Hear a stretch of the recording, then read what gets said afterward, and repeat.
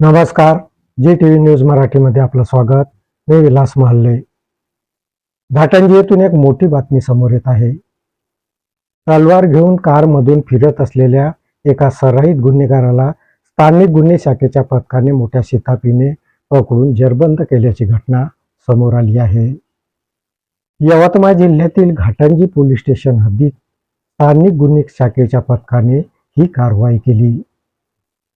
या कारवाईमध्ये 2 तलवारीसह कार असा 4,52,000चा मुद्देमाल हा जप्त करण्यात आला आहे. जेरबंद करण्यात आलेल्या सराईत गुन्हेगाराविरुद्ध घाटंजी पोलीस स्टेशनमध्ये गुन्हा नोंद करण्यात आला आहे.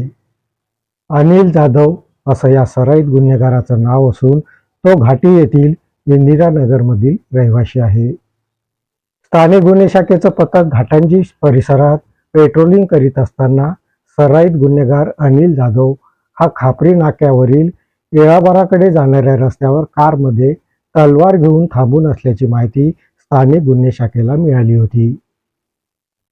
स्थानिक गुन्हे शाखेने तात्काळ घटनास्थळ गाठलं आणि कारला वेढा दिला.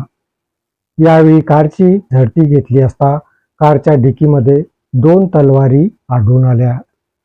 अधिक चौकशी केली असता गुन्ह्याच्या उद्देशाने तलवारी बाळगल्या असल्याचं स्पष्ट झालं.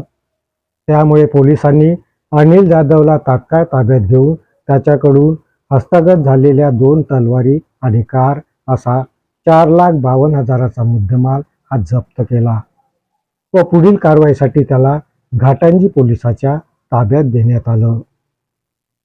या बातमीपत्रात इथेच थांबतो. परत भेटूया नवीन बातमीपत्रात. तोपर्यंत पाहत राहा जी टीव्ही न्यूज मराठी. नमस्कार.